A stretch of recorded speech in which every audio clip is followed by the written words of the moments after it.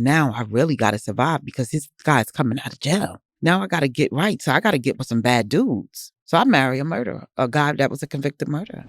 So many people are in domestic violence relationships right now that look like you and I, and they don't talk about it for the same reason, for whatever, maybe finance, maybe they're scared, whatever.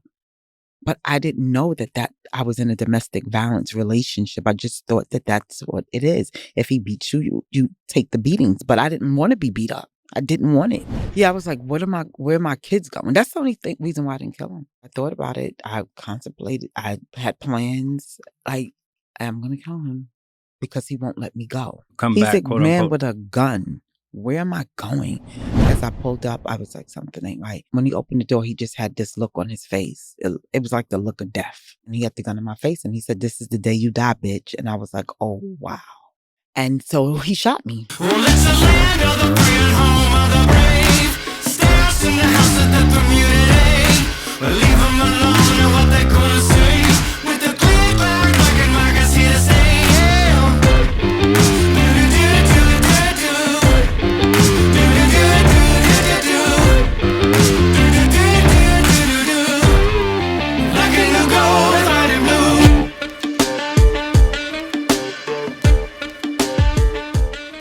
This next story is a mind-blowing example of neglect, survival, and redemption.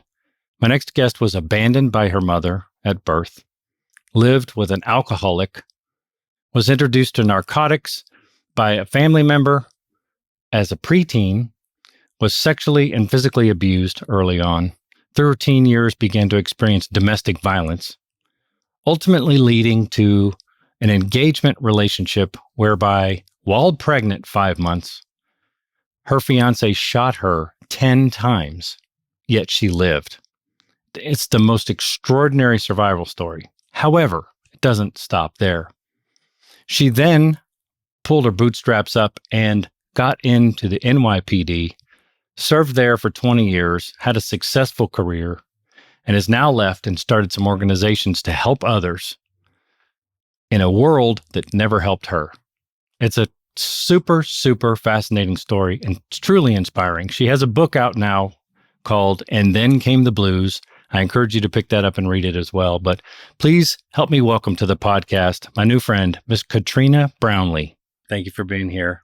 Thank you for your candid articulation in the book about your life, the good and the bad. And there was some really bad. And I appreciate that because it's difficult to put yourself out there like that when you have things that normally somebody wouldn't be proud of. But you as a human certainly came out of that book. So maybe I thought of starting, maybe since your life is chronological and your story certainly is, maybe starting with the early years, how you were brought up, and maybe touch on the fact that, as you did in the book, the way your perception of race was kind of biased by your family. Mm-hmm.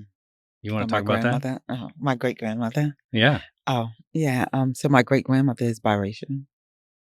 And so she get more to the white side. But I don't know, for me, I was just different. Like I was one of her favorites. But I didn't look I wasn't on the lighter side, I should say. Yeah. But she treated me like I was one of the lighter side children. And so my grandfather, which is her son, he left my grandmother for a white woman. And so that's where all the trauma began for my family. Mm-hmm. And so I realized later it was transgenerational trauma that I had experienced because him leaving her really devastated her and she never got over it. And they came up from the South together, from an oppressed place, right, to build life. Right. And you get married and you have your family, and then a man just says, "Listen, I no longer want you or our children," and then leave for a white woman, and especially at a time like that, right, where it was against the law to even be in an interracial relationship. So could you imagine the impact that did to my grandmother? Right. And then this was a woman that did not work. She solely depended upon her husband to take care of her, who also was her life, her everything, right? And for him to do that, she just never was able to see life beyond that. Right. She was a functioning alcoholic. That's what she turned to. And she had to start out in a really, I think, how can I say it? Probably in a space where you couldn't talk about that. It's a lot of shame on it, I Yeah. should say. Yeah, we're talking a few generations Right. ago. So that's a lot of shame. Yeah. It wasn't podcasts. It wasn't social media. Right. They barely even have phones and TVs. Yeah. Right. To even be able to get any kind of like education or any resource or any therapy. None of that existed at that time. So how do you function when your whole entire world just collapsed with 4 children? Well, they had 1, 2, 3, 5 children together, and 2 of the children died. And in the mix of that. And do you think that's what fueled her alcoholism as well, or something? Well, her children died before he left. Like she had my aunt and then my uncle, and then she had 2 kids like a year apart, and they both died like back to back. Yeah. So she was the one that ended up essentially raising you. I mean, you know your story better than I, so I certainly don't want to lead you on, but maybe give us a little backstory about your mother and the question mark of a father and the, just kind of give us an idea of how you were brought up so that we can get some context. Pretty much no structure, no discipline, no guidance.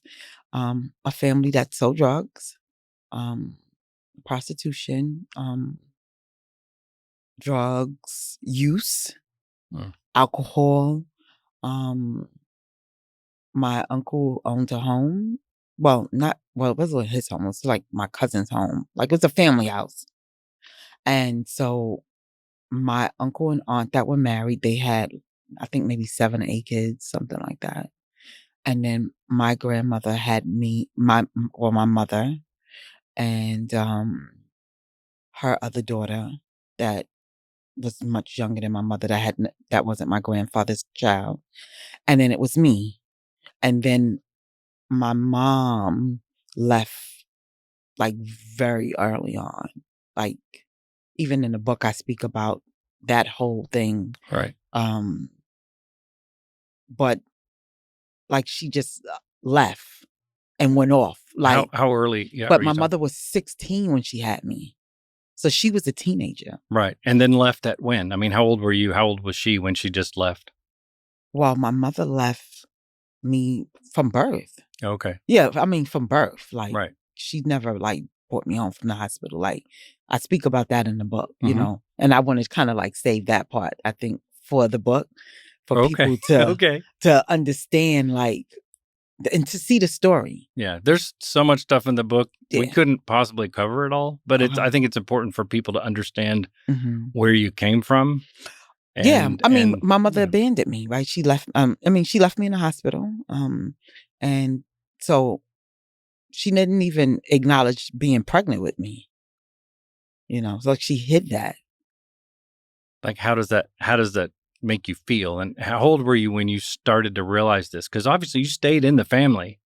Well, my grandmother was very transparent with me. Okay. Like I think I was my grandmother's best friend, honest to God. Like the things that she shared with me as I got older, I was like, she was not supposed to tell me that. Because we would like literally like how you and I are. I wouldn't have my legs crossed, but I'd probably be sitting in Indian style, and she would just talk to me like I was her friend. Right. And I remember her I remember asking her about like why I don't live with my mother. Like, and she was like, because your mother didn't want you, that's why. And I was like, oh, okay. So I grew up, my mother don't want me, my mother doesn't like me. Without an explanation, without any kind of, that was all you got. That's what I got. And because I would say why. And then my grandmother, because that's just what it is. Mhm. And I couldn't dare ask my mother. My mother didn't acknowledge me. I've had moments with her, but never acknowledged me. I wasn't even allowed to call my mother mommy. I called her by her name. And because she continued to come around because you were being raised by your grandmother. Right. Well, her and my grandmother were very close. Right. She came to see my grandmother every day. Which is almost more torturous because Right. you know these facts, can't speak about them. Right. She's still coming around. Right. Not really acknowledging you. Right. And how old were you during those formative years there? Oh, God. I remember as young as probably like 4 or 5. Okay. So, yeah, it's tough to understand. Yeah. And see, back then, we call them journals now, but they were, it was a diary for me. And I started writing in my diary very young. That's why I was able to capture so many different moments in the memoir, because I would write it down, like different events and different pain, different times I went through some sort of pain, but I normalized it. And I just thought that everybody's life was just the way that it was. Right. And so I always just felt always rejected, a lot of abandonment. And I think that is where it all began for me. But my mother now is getting rejected and abandonment from her mother because her mother can't show up for her because her mother's an alcoholic. Because she's suffering from the pain of the loss of her husband that has gone on, build a life with this white woman, and they adopt a biracial child and take care of this biracial child.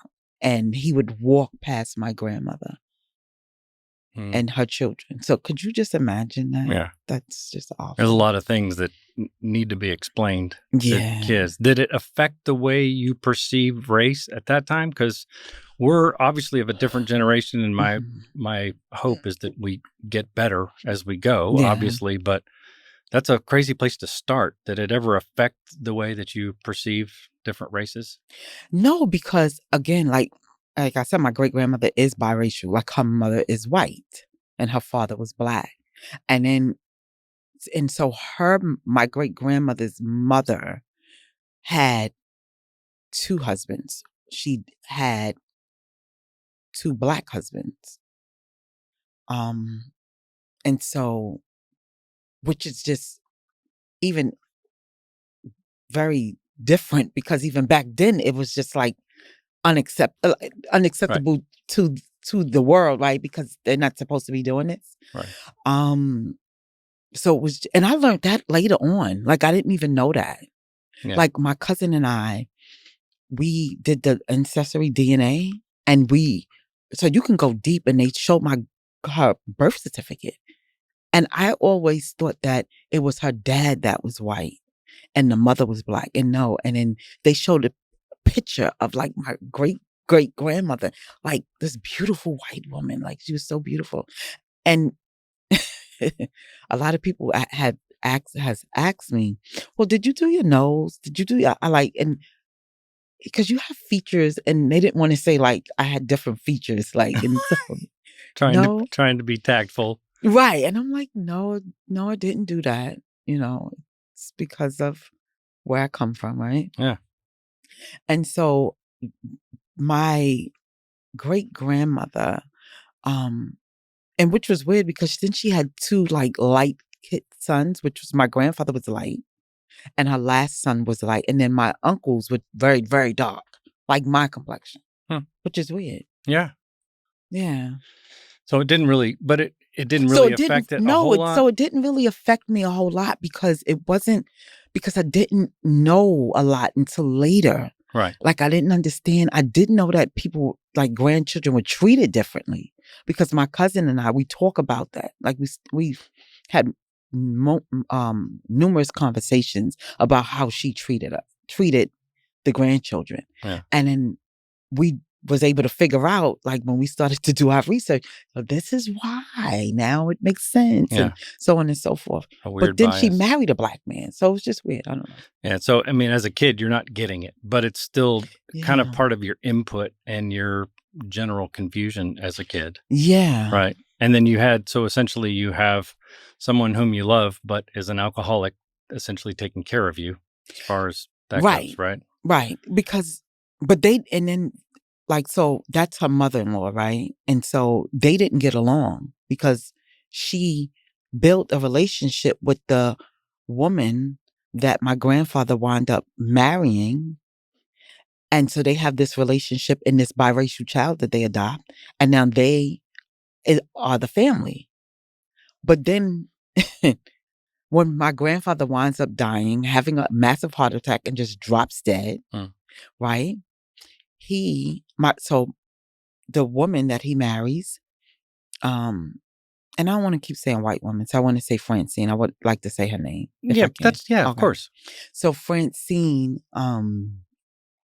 goes, I guess, to get Social Security for her and her son. And they said, "You're not legally married to him."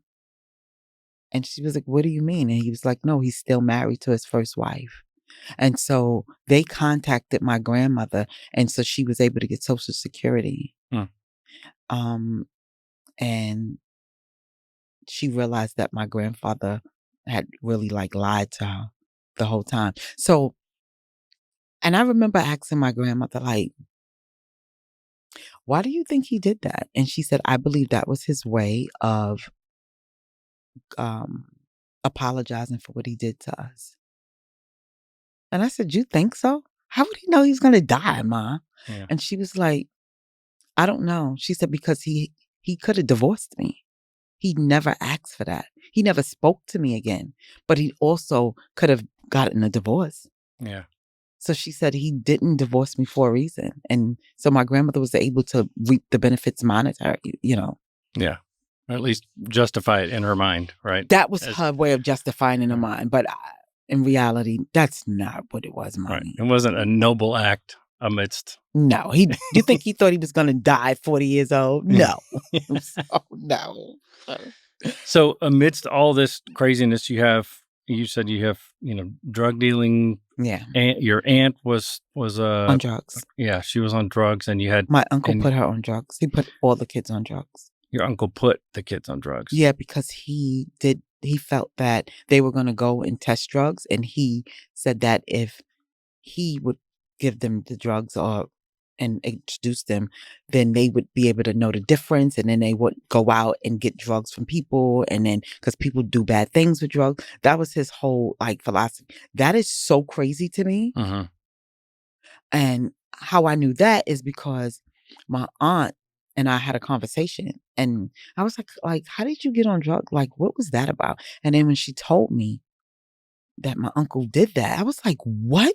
And she was like, "Yeah, like he introduced me." I think she said she was 9. Golly. So I guess that would have happened to me had I not got out the house. Yeah. Yeah. I think she was 9, and she said he started her with, he started all of them with weed, and then it went to so it started them with weed, but then they went off to do their own stuff. Right. But because my mom was a product of all of that too. Like my mother was a drug addict. Right. She was a cokehead and weed head. Man, that's crazy that it was introduced that way. And again, it seems from reading through the story, it seems like just such a confusing environment for a kid to grow up in. And then you started experiencing abuse. And as you experienced abuse, ranging from the sexual abuse from people inside your family, people outside your family, one of the significant things I noticed and I'm curious about is not only, if you tell any of the stories, obviously they were appreciable and important, but also that so many that were either witness to it or knew about it turned a blind eye to it. And I wonder if that was a cultural thing, if it was, but I mean, what is it? I mean, because when it comes to a kid, it seems like the common thing is that's going to be something that's not tolerated. It has nothing to do with no snitching or anything like that, because this is something that's happening to a child. But we know it happens, and it happened to you. So I'm curious as to why you think it was that so many people ignored the fact that you were being abused. I don't think anybody knew that, though. No? No, I don't no. I don't think that anybody knew I was being abused by my cousin. 'Cause she would do it. Everybody was down, like, my house was the party house. Like, all the drug dealers and pimps hung out in my house. So, it's a house of the prostitutes coming, the drug addicts there, and so much going on, music, and so the house is 3 levels, so everybody would be downstairs, like, getting high and getting drunk, like, nobody is Nobody's paying following. attention, Yeah. yeah, and so she was able to do that. Which is disturbing alone because you also don't typically associate female on female sexual abuse. Yeah, and Which it is was very, weird for me. I knew it was very wrong, okay. but when I got older, it was more shame on it because it was a woman. Hmm. You know what I mean? Like, you would hear typical, like, maybe the man, like a uncle or father, whatever, Yeah, it's but almost never always a guy. right, never a woman. So it put more shame on me, and I didn't wanna really talk about that because I thought it was worse to me. Interesting. I mean, abuse is bad, but I just thought as a woman, like, how do you do that? Like, it's just awful. Did you ever find out why she was in such a bad way? Because obviously there's something wrong there too. I don't know. No. And I was like, I said it in the book, like, I wonder who did something to her because that's not normal. Like, you don't just do that. And I don't know why she chose me. But or then I found out that she was abusing like one of my male cousins. Like, we talked about it like years later, and he was like, "Oh no, she was sleeping with me too." And I was like, "Really?" Hmm. And I was like, "Oh wow."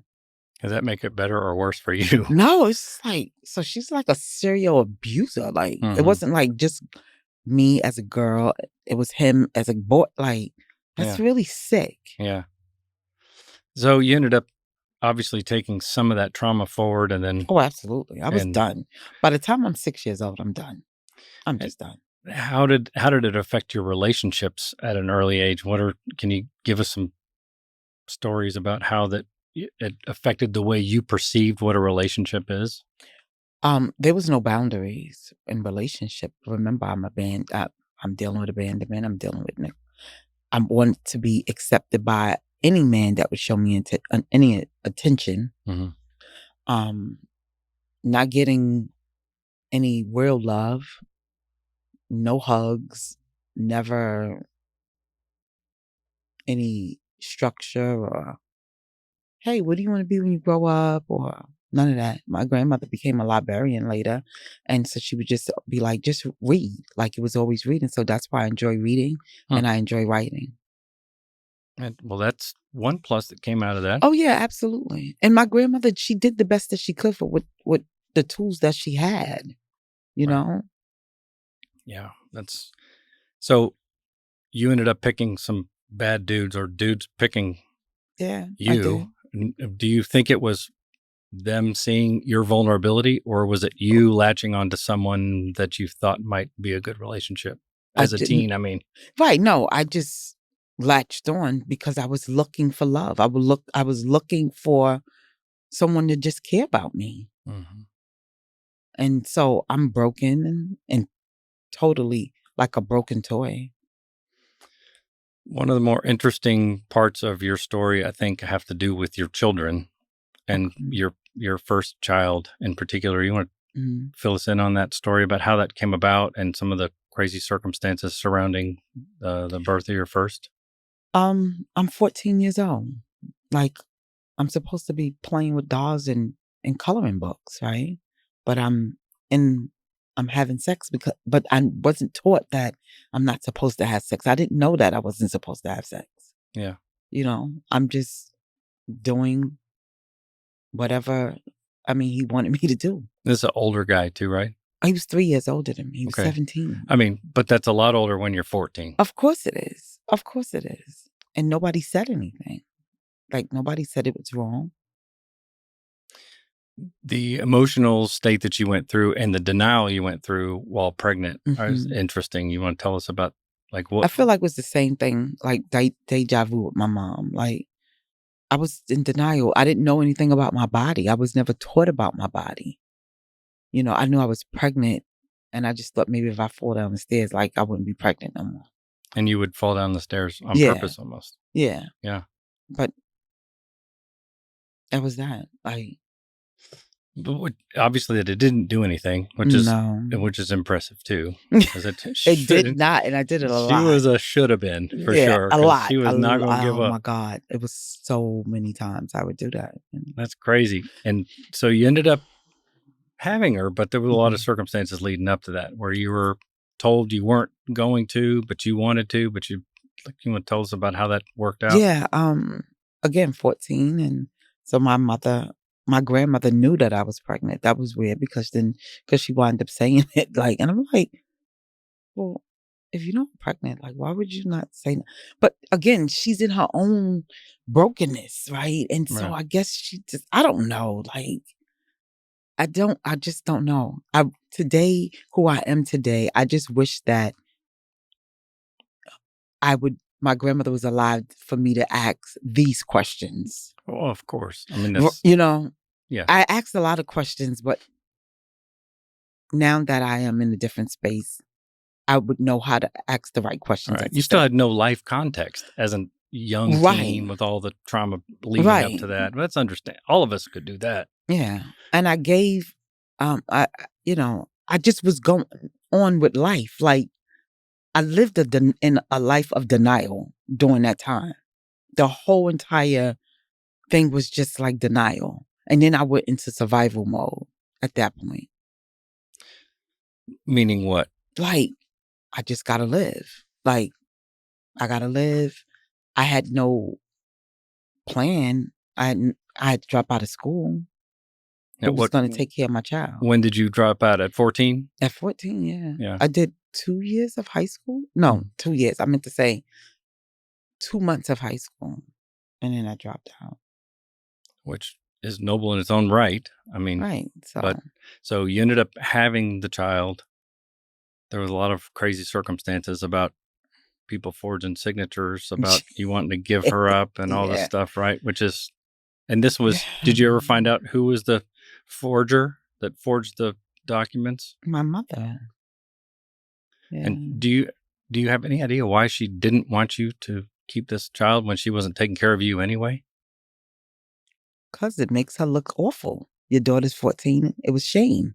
You know, she ain't taking care of me now, and had another child, right? And then now your daughter's 14 and having a baby. Like, do I want the world to know that? So if I get rid of this child, nobody's gonna know, right? And we just go right back to business. So she forged documents that signed your name that you were wanting to give the child up at birth. So at 14, you have a little bit more self-awareness, and you had to combat the fact that you were duped. How did that make you feel, and how did you end up working around that? Well, I really didn't have any kind of awareness, honest to God. I just knew that she did that and it was wrong, right? So I do know right from wrong at that point, but self-awareness and right and wrong is two different things. You're still considering her as the adult, and so it must be something they're allowed to do at some extent. Right. That's right. She's an adult. She's my mother. So if she does that, then that's my mother. What am I supposed to do? That's how I thought about it. So how did it end up? What was the... So it didn't feel right. And I was like, no, I don't like this. It doesn't feel good. But her doing that really destroyed the relationship that I had with my daughter. So now we're in the third generation of trauma because you take my child from me from birth. So I never connected, because when you put your child up for adoption, you're not allowed to see your child. You can go to the window, but you can't hold the child. And so I never got to hold her after having her. You know how you have the child and you embrace them, and I never ever had that moment with her. Hmm. So it was a detachment from birth. But you still ended up ultimately No, getting her? I raised my children. I did, but it Right. it's I'm just something. for the people who don't know the whole story. Oh I'm just yeah. saying. I just filling in the gaps. Oh That yeah. No, I eventually raised her, but the thing about it is that as a mother, and any mother would know what I'm talking about when I'm talking about this. You have a child, and they bring the baby to you, and you holding this baby, and that's that connection right there. right. I never got that connection until a week later. But it's different now. Interesting. So then now you have a child. You're still too young to have a job even. Right. So, Now and I'm you're, 15. yeah. Well, I have her at 14, and then a month later I turned 15. So I'm not even able to have a job. So who's going to take care of my child? So I have to drop out of school. And you're still living with your grandmother I'm still living that with my time. grandmother. And then you had some relationships. What ended up taking you through the point in which you ended up getting married the first time? How'd you end up getting out of the house, and what drew you to a couple of these men you'd started dating? So my aunt, which was my grandmother's daughter, she was on drugs really, really bad. And I just wanted to get out of that. I was just tired of being around drugs. I started doing drugs. Mhm. Like, I was just tired of that. Like, I didn't want to be around that.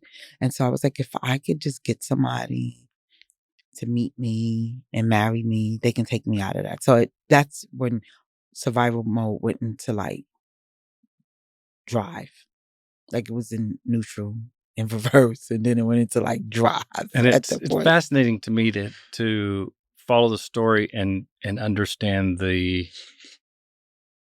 I guess just the need for. That's how the relationship piece got put into the puzzle for you. Was the way out was to find somebody who had it together Right. and just latch on and have them sweep you off and do that, as change my opposed whole to life. Right. to That being was my self-sufficient. ultimate goal for so many years.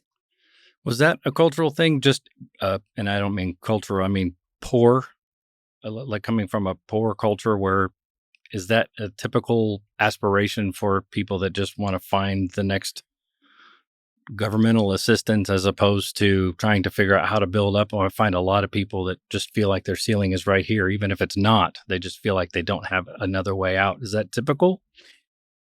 That comes from a broken space. It's not like it's typical. It's brokenness. Is it? But is it poor? Is No, that have a because lot to do with it, or is it just? I don't think it's poor. This has nothing to do with money. This is about where you come from. It's a mindset. It's a mindset of where you coming from, right? Because it can be someone white, it could be someone Spanish, right? Sure. If you coming from that, it's a way of life, the way you was brought up, Right. But I So mean, just trying to get out of poverty, you see, some people that will, everyone's trying to get out. well, And then when they get but out, that's even people that's not in poverty, everybody wants to meet the guy that's gonna take them out and drive them with the horse and the picket fence. No, sure. Sure. I you know guess what I so. mean? I guess so. Yeah, everybody's looking for a Boaz. Yeah. But you eventually down the road, before we jump too far ahead, did put your foot down at some point and say, I'm going to be self-sufficient. I'm going to build my own empire and blah, blah, blah. And I think that's more typical of today's modern person, which is what I'm saying. But things have changed. It's just that you got to remember, this is a big world. You only know things about people that you associate with or what you hear, right? Right. Same thing. So we don't really know if that is a cultural thing, right? It just may seem so, but I'm not sure if that's really a cultural thing. Yeah. I just think people are not healthy mentally and emotionally. Yeah. And so when you're not healthy, you can't make good decisions for yourself. Everything stops at a certain place when you're broken. Yeah. You can't think far because I became successful and still had brokenness in me. Right? It was so I don't think it's cultural. Well, that's what I was asking. Or maybe I shouldn't have said culture as much as socioeconomic, just because you see people in that same situation, but they're totally different if you have a broken familial upbringing and abuse in addition to socioeconomic despair, and you're trying to get out without having a way to figure out how to do it. So I was just curious about that. So obviously these guys rode you off on a horse, and then the horse bucked everybody off at some point. Tell me about how you ended up getting into this relationship in your first marriage, if you want. You want the first marriage? Either one. Or the person that shot me? What are you talking about? Yeah. I wasn't married to him. You weren't married to him? No, I was married after him. Okay. Well, that's why. Fill us in. All right, I forget. I'm sorry. Okay. Okay. I swear I read it. I was engaged to him. Okay. Right. We were right. engaged. Right. Yeah, he had a great job. He was a correction officer. He had a gun. He had a badge. So that is that's exciting. I'm 18 years old. And my man got a gun and a badge and a fly car. Who doesn't want that? And I'm living in the projects with a child. No job, no education, no direction. And so I hit the lotto. I'm out. I'm getting out, moving on up, like the Jeffersons. So it's that was me. And that was the worst thing I could have ever done. And he was interested in you, but you were only interested in him because it was maybe a way out. That's the perception I got, right? That was the only reason why. I just wanted a way out. So how did he court you? How did he end up? I met him through his family, one of his family members that was dating my aunt. And so that's how I met him. But I didn't like him. Physically, I didn't like him. It was nothing about him I liked. Nothing. I liked his car. I liked his career. I liked the fact he had a gun. I liked the fact that he spent his money on me. I liked those things. Mm-hmm. I was never taught to date a man on character. I wasn't taught to love someone. I never experienced love until later on in life, right? Right. Your mother and your father are the first people that's supposed to show you love. And I did not receive that. So I don't know about love. I don't know that I'm supposed to date someone because you love them. I'm been in this family that everything was materialistic and drugs and that type of life. So he wasn't on drugs and did drugs, but he could probably change my circumstance. Yeah. And so that is what I laser focused on is I need to get out of this situation. And he's going to be the one to do it. That's good. So tell me a little bit about that story and leading up to. So when I met him, like I said, it was just that. And he wanted a relationship and he wanted more emotionally from me. And I'm like, no, I can't. I'm not even available for that is so foreign to me. Love. What are you talking about, guy? No. And then my grandmother was like, no, you need to be with him. He can get you my grandmother understood. Like I told you, that was my friend. She understood, I would need to get out of this. Mm-hmm. She knew she couldn't help me at this point. She was so far gone at that time. So, yeah, I think you need to go what you doing, go ahead, do it, and get out.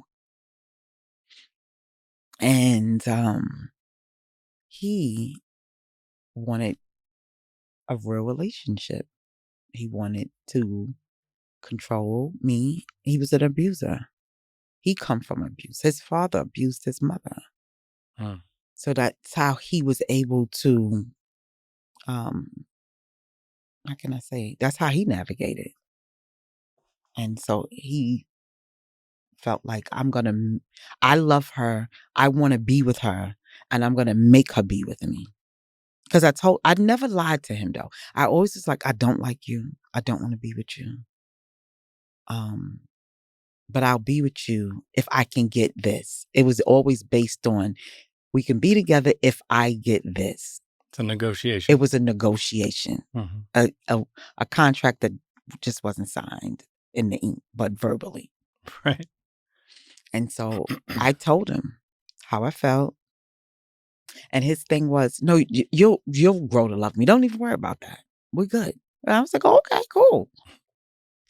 And so you ended up, he did move you out of the house. He moved me out the house and built the home for us.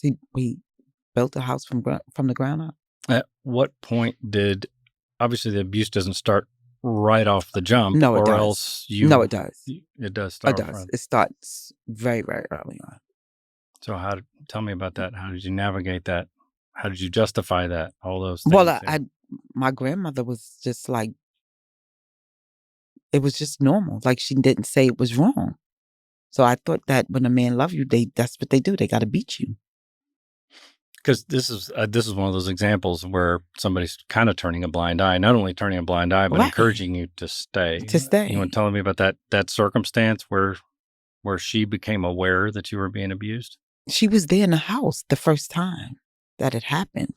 And so she came in, and even when he left, because I'm like, from the projects, I'm like, nobody don't hit me and get away with it. So it's not like he hit me and that was it. No, we was fighting. And I was like, no, he's not going to be doing this. And I'm saying to my grandmother, she's like, no, but you gotta, like, you have to deal with that. That's what you do. And I'm just like, but that doesn't seem right. And so, because she said it, I was like, okay, then I gotta get beat. Yeah. I mean, it's difficult for people to digest, but we know it happens. Yeah. It's, the domestic violence pattern. But it's people, so many people are in domestic violence relationships right now that look like you and I, and they don't talk about it for the same reason, for whatever, maybe finance, maybe they're scared, whatever. But I didn't know that I was in a domestic violence relationship. I just thought that that's what it is. If he beats you, you take the beatings. But I didn't want to be beat up. I didn't want it. Right. And then, to add insult to injury, with a blessing on top, you end up pregnant. Again. Right. With him. So were you thinking about leaving before that time? Or did you just consider this something you were going to ride all the way out? No, after I got pregnant and then he hit me, I was like, no, I don't want to do this. No, I don't want to be with him. But then it got really worse. He began stalking me. It was bad. So you were wanting to leave because perhaps at that time you were finally thinking outside of yourself and thinking about someone else, which was the child? What do you think motivated you to leave? I wasn't even thinking about the child. I was just like, it's not worth it. I'll find another person. Like, somebody else will get me out these projects. I'll throw that back. Yeah. But he was like, no. So you agreed to this contract. And so you're going to fulfill your duties. And I'm like, but I don't want to do this. And I told him, I was like, I didn't use the word contract, but I was just like, I don't want to do this contract. Like, I don't want to do it. Like, it's all right.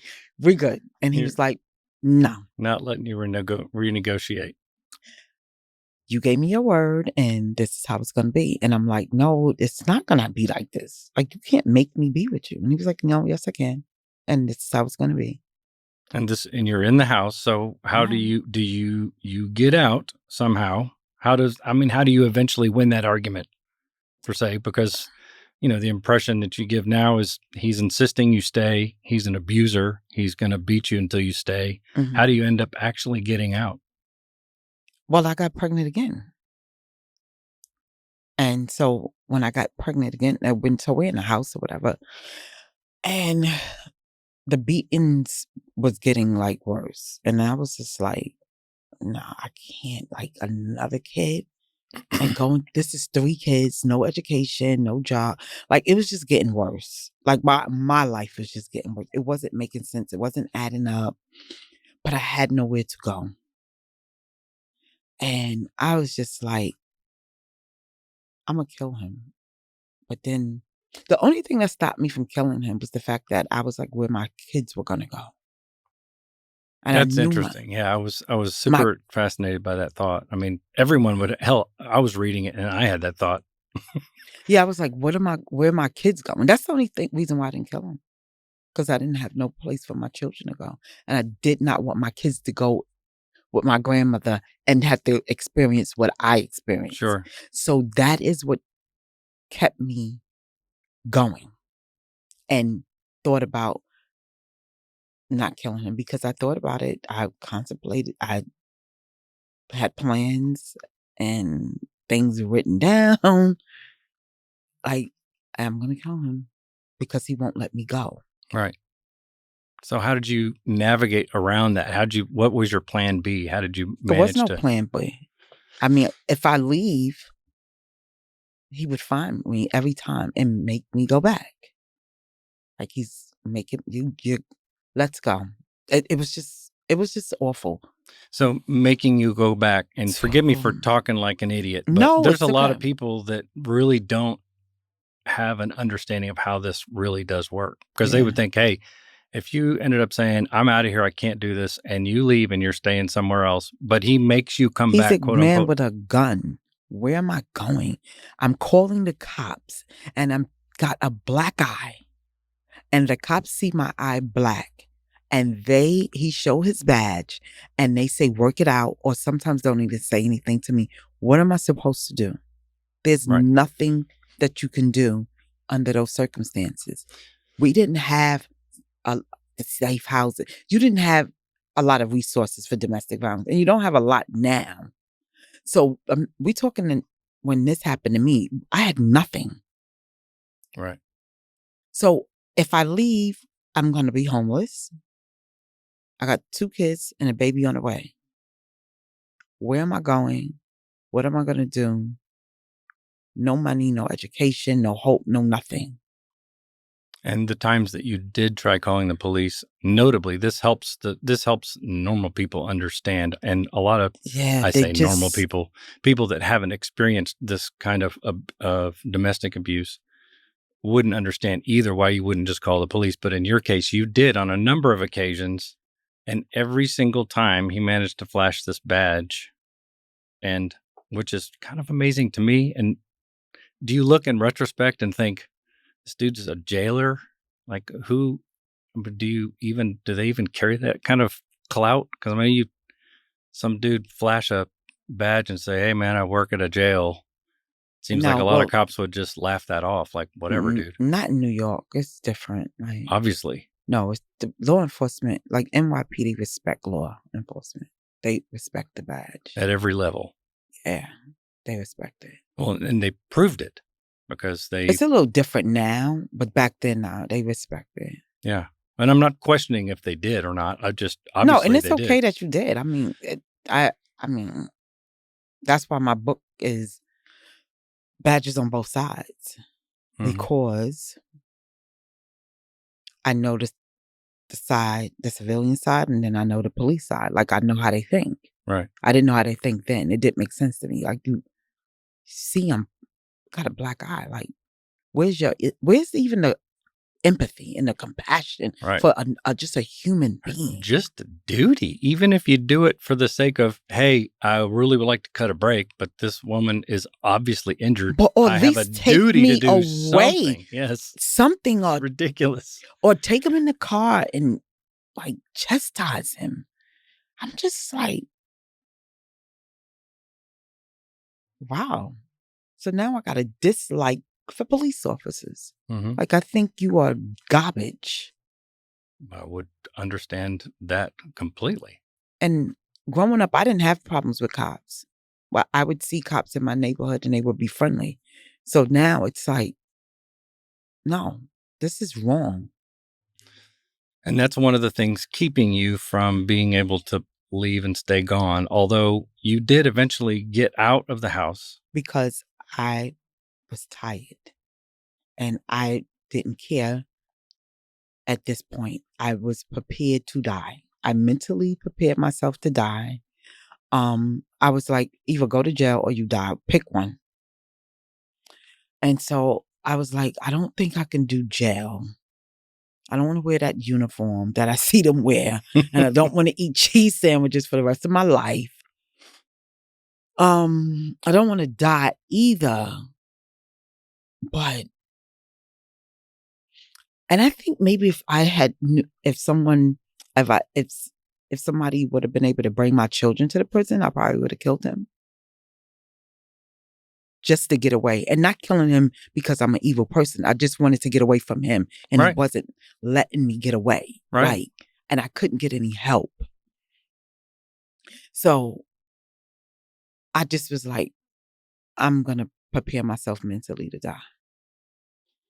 And in doing so, you left and stayed gone. And so I was like, he is going to, and not that I thought that he would shoot me. Never thought he would shoot me. When I say die, just meaning like he would abuse me so bad that I would eventually die. Like that, because those beatings was getting to that point. Right. Where I was getting knocked out.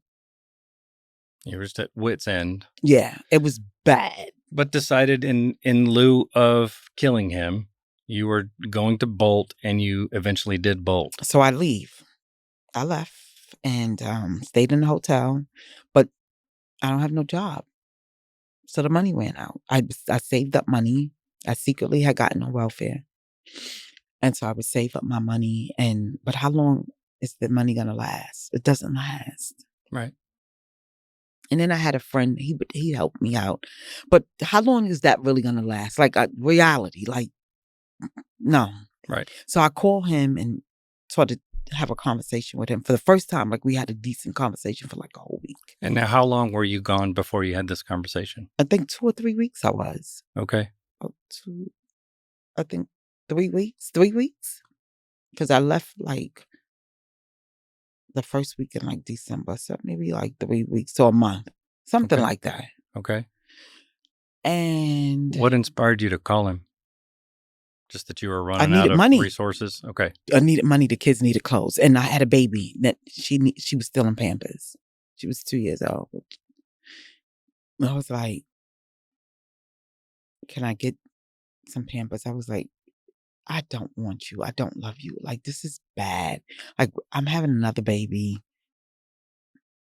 Like, is this what, like, you want for your child? Like, come on. Like, come on. This kind of makes sense. It got to be somebody out there that love you. Somebody that can be with you. It's not me. And so we talked every day, and it was good conversation. But I didn't realize he was setting me up. And I was just so vulnerable at that time. And broken, I'd say. And he told me I can come over and get clothes. And I did. But I felt in my heart something was wrong. And that's why you always got to go with your gut. When something don't feel right, that means it's not right. So that's how I live my life to this day. Yeah. Intuition is important. It is. And as I pulled up, I was like, something ain't right. But I played in my head, I'm going to go in the house, get the stuff, and I'm going to get back out. And when I tried to turn the key, he had already changed the locks. And so I was like, okay, that's fine. And when he opened the door, he just had this look on his face. It was like the look of death, looking back at it today. And I go in, and my oldest daughter was across the street at a play date. I'm pregnant with my son. And my youngest daughter, I put her in the room to go to sleep because she was sleeping. And then when I go the other way to the bathroom to get the clothes out and I pull the drawer, there was no clothes in it. So I turned around to ask him, like, where's my clothes? And he had the gun in my face and he said, this is the day you die, bitch. And I was like, oh, wow. So I was like, okay, this is what I said was going to happen. Like, I'm prepared at this point. Never threw a gun, even though he had pulled the gun out on me towards the end. But never did I think that he would use the gun. Like, and so he shot me in my stomach. And then he shot me again. It was like a target. Like he was target practice. Because the way that he shot me, the bullets was right under each other. 1, 2, 3. Just like that. And then he shot me in my arm. And I remember collapsing on the couch. And it was like, you shot me and I'm pregnant. Like, you're just an animal. And then ultimately he shot me 10 times. And yeah. It's an incredible story. What was going through your mind? Is that matter of fact before you maybe felt the pain when you were like, I can't believe you're shooting me, and you started to have this conversation? Was he conversational at that point, or was he refusing to communicate? No, he just was like, I gave you everything. He just kept calling me the B word, and I gave you everything you wanted, and it still wasn't enough. And I'm like, I never lied to you. This was not a story of lying. Like, you never caught me cheating. Like, it wasn't that. Like, I told you the truth. And you just wanted what you wanted. So And 10 times while you were pregnant. mm-hmm. And somehow I'm talking to you. Because of God. So shout out to him. And you had some kind of serendipitous intervention also with one of his friends, I guess. It right? was his cousin. His cousin showed up. That never been to my house before. Never. Wow. Never. He came there, and it was, I don't know, because I was in and out of consciousness. And he said that I told him, just let me die, but find somebody to please take care of my children. You don't remember saying that? Mm-mm. I don't remember anything. So you woke up in the hospital. I was in a coma. Mm-hmm. How long? I think it was 2 weeks. And then you woke up and even the doctors were amazed. Yeah. And it was like, when I woke up, I just remember like blinking like a lot. Because you hear all these sounds, you know that sound, and and I'm just like, I remember getting shot, but now, so now I went from getting shot, and now I'm in this hospital, and the nurse was in the room, and she was like, let me go get the doctor. Let me go get the doctor. I remember saying that. And I had tubes in my mouth, and I was in ICU, and the doctor came, and he was such a good looking man. It just brought some life to me. And I remember just looking up, and he tells me, you got shot 10 times. Your baby didn't make it. He lived for 2 hours. And you will never walk again. You will never talk again. You'll never live a normal life again. And I'm just like, I woke up to that. Like, you know what I mean? Like, Yeah. it was just like, huh? And I was just like, wow. Did you recall why you were there when you woke up? When you say recall, what do you mean? Do you, like, sometimes you wake up and you're just so disoriented? Did you remember being shot at that point, or Oh was no, this... I knew that I had gotten, the last memory was me being shot. Okay. And I remember him putting me in a tub. That's it. I just remember that. And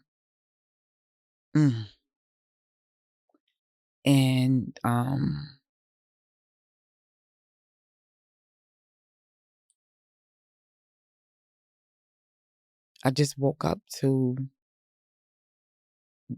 just that scene, like, and I'm like, how did I get to the hospital? Like, what happened?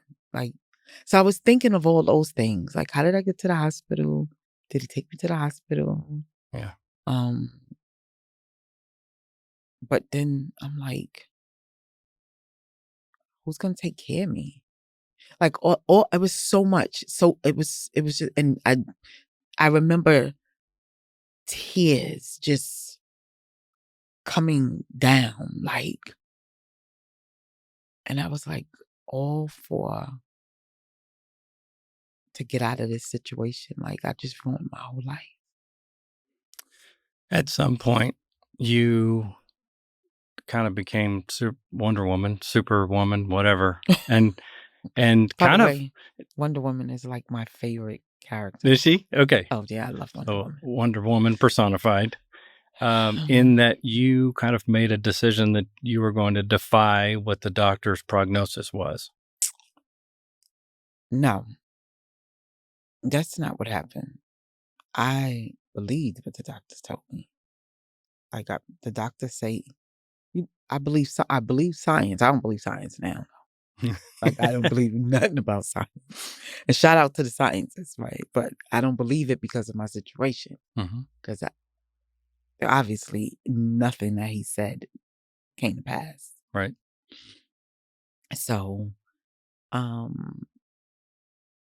believed it to the fact that even when I got out the hospital and the therapist came to his mom's house where I was staying because I was homeless, I told the physical therapist I was his first patient. It was an Asian physical therapist, and I was his very first patient. So when you get a job for the first time, even if you packing bags, you want to pack the best bag, right? You're into it. So he is like, "Come on, you're going to be able to do it." And I'm like, "Listen, I have a schedule here.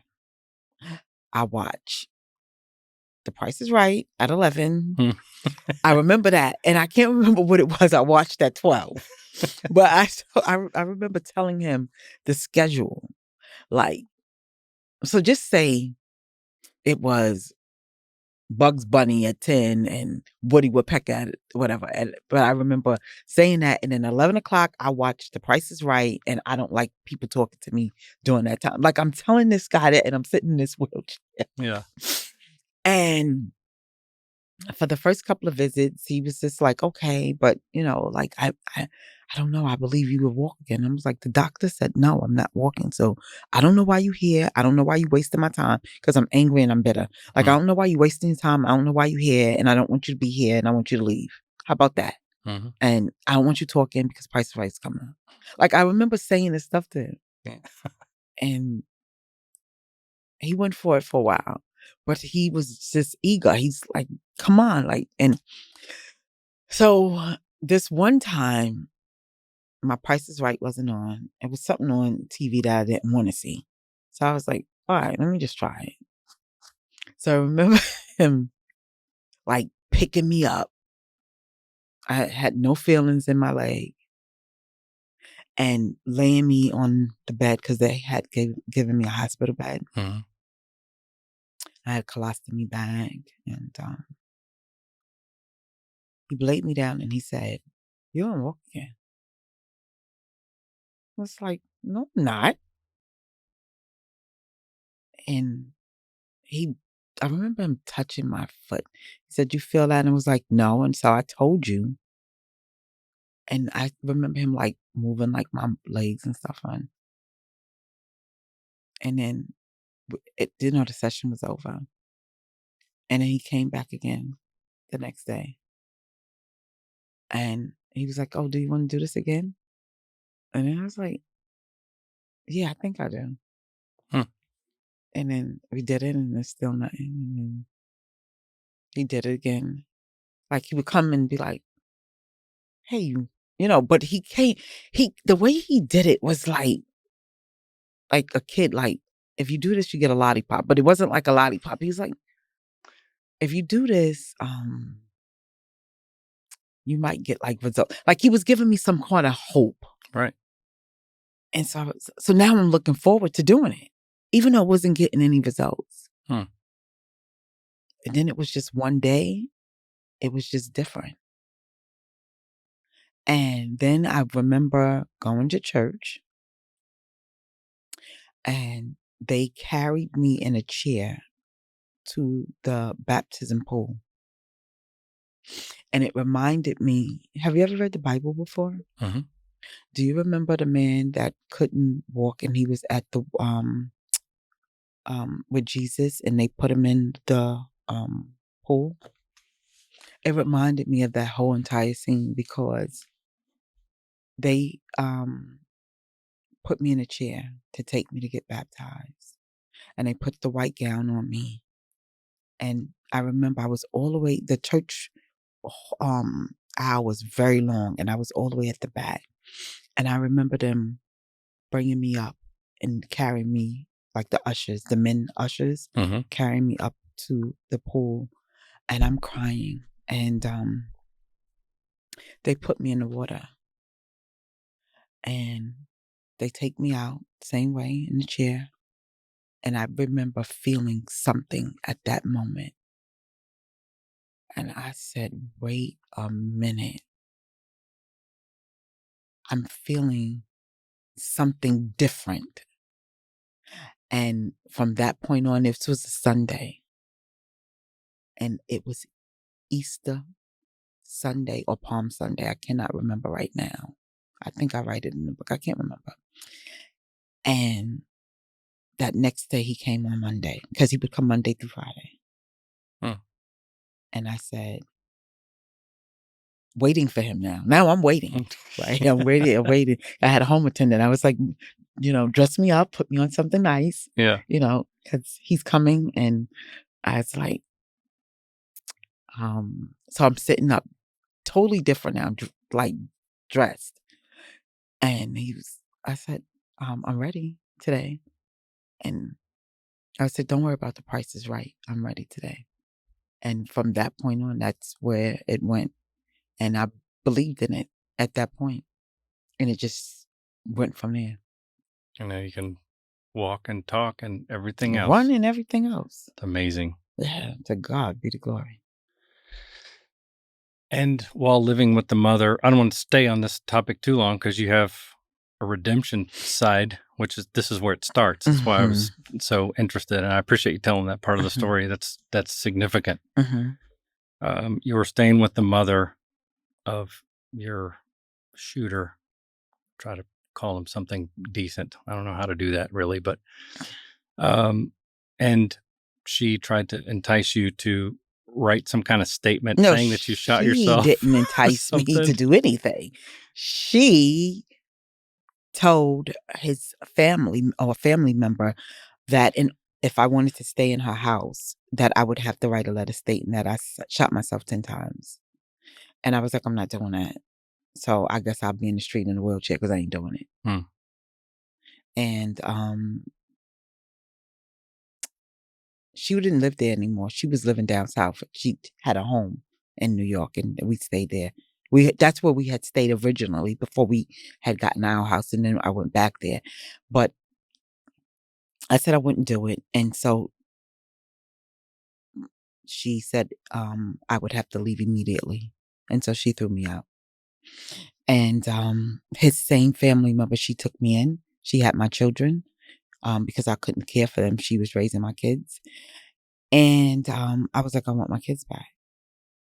Well, I always wanted them back, but I had no fight. Like, I'm in a wheelchair, like I can't fight, right?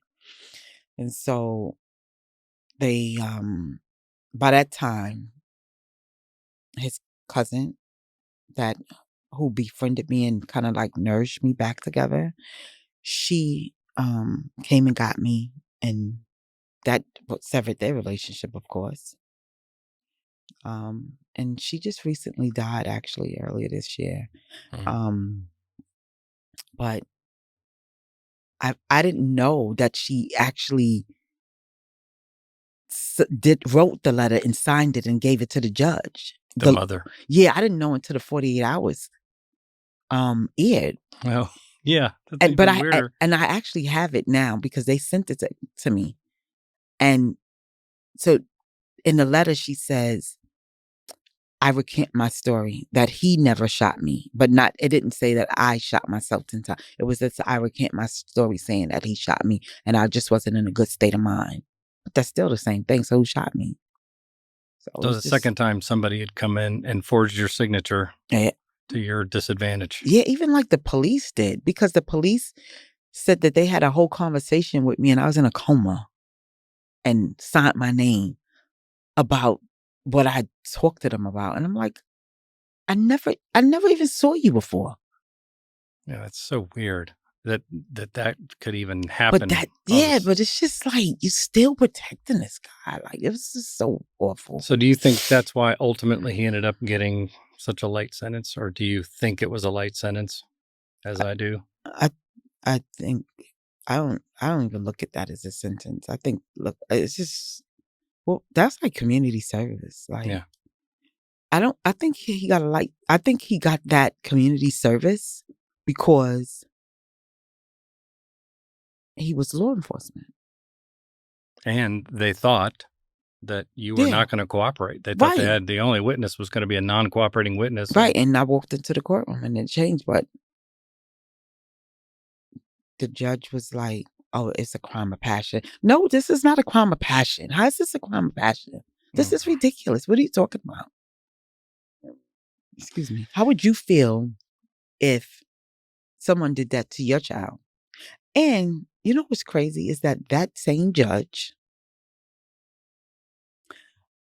called the ADA, who is now one of my good friends, and was like, oh, is that the Katrina that I had her case? Yeah, dude, it's me.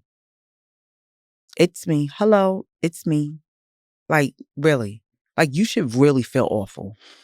Yeah, it's ridiculous. He ended up serving 10 years, right? Yeah. And I'm dying to know. I mean, obviously you have your own success story.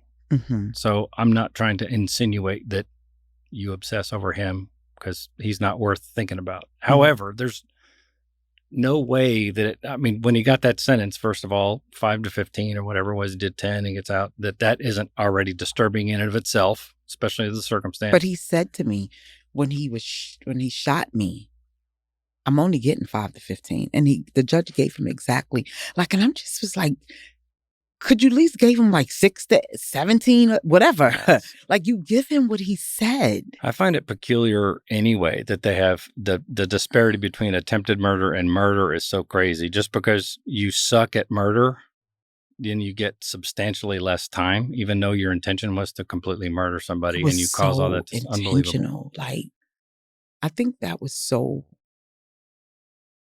When that judge did that to me, it gutted me at a level that every time I think about it to this day, I'm just like, you're an awful human being. Yeah. To have done that to me. It's an embarrassment to the system. It is. And he was just awful. So what are your thoughts? What are your sentiment? What was it when he actually got out and moved and had whatever success, remarried, has a job, whatever, and is living a whatever quote unquote normal life, whatever that may be? He never became successful. How could you be successful and you shoot the chosen one? Well, if you think he feels guilty, he seems like the type that is so narcissistic that he. No, I don't think he feels guilty. I think that he is actually mad at the fact that I didn't die. Probably. It would have been better for him if I would have died, because then he could have told my story. That's true. Yeah, I believe that. He's very angry. How do you feel? How does it make you feel just knowing that he's out in general? How does it? I don't really care I don't think about him. I don't think about him at all. I forgave him a long time ago. Like, I don't care about him. I don't care about his life. He doesn't matter. He has to live with what he's done. Yeah. Right? He has to face every day of what he has done to me, to his child, to his children. He got to live with that. Well, that's great. That's got to be the worst thing for him, is to be ignored. And the fact that, to me, the best revenge is being successful. He got to be mad. Could you imagine, like, the person that you shoot gets to live the life that you wanted or was living? Yeah. Think about that. Yeah. I got the badge. Yeah. I got the houses. Like, I got the car. I like all of that. I got it now. Think about that. Beautiful. And irony. You have nothing. Right. So that's where this redemption story really takes the big step, because You had lived your life looking for someone to bring you out of a situation. Right. You go through all this trauma and then go through the ultimate trauma and then lead us up to the point in which you start making a decision about taking yourself up by the bootstraps and turning yourself into something. But it took a long time for me to actually do that because you don't have that type of trauma and it gets better. It actually got much worse because then the type of men that I began dating after that, it's, you know what I mean? Like Right. You still hadn't learned that lesson yet. It wasn't even about learning a lesson. Like it was like now so I went from drive, right, in survival mode to like I'm in the HOV lane.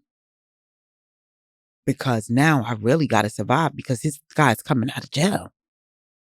Who is going to protect me? He coming like he's coming back, right? He's coming back. So I gotta get right. So I gotta get with some bad dudes. I gotta get with the bad ones. Interesting. So I marry a murderer, a guy that was a convicted murderer. Because now I ain't gotta worry. He's gonna take care of my problems now.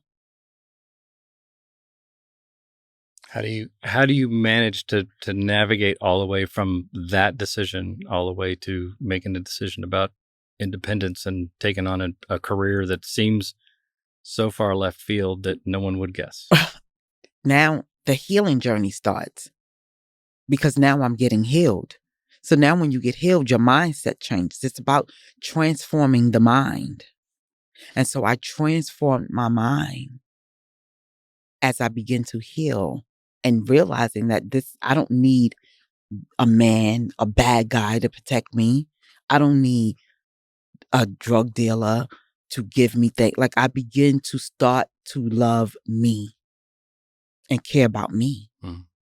And then once you begin to love you and start caring about you, then now you can start making better choices and decisions for your life. And that's how I was able to get on the other side. And then I took off from there. Was there anything that triggered love for yourself? I mean, What do you mean? any moment where you just had like an epiphany and decided paying attention to yourself and caring about yourself? I was tired of pain. It was a lot of pain. A lot of pain, a lot of tears, a lot of suffering in my life. Okay. And I just was tired of being sick and tired of being tired. And I had to put that mirror up. Like,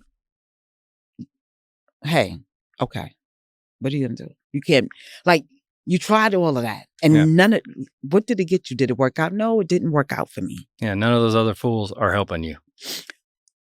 Well, I'm not going to call them fools, right? Because we as foolish as we think we are.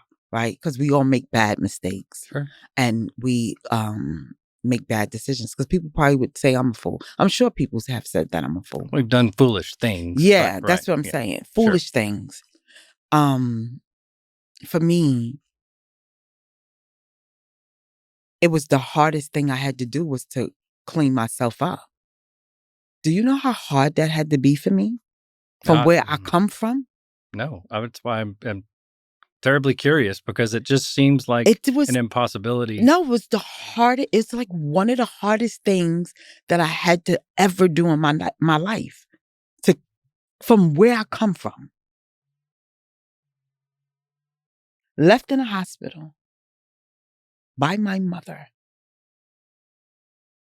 And for people to have just abused me.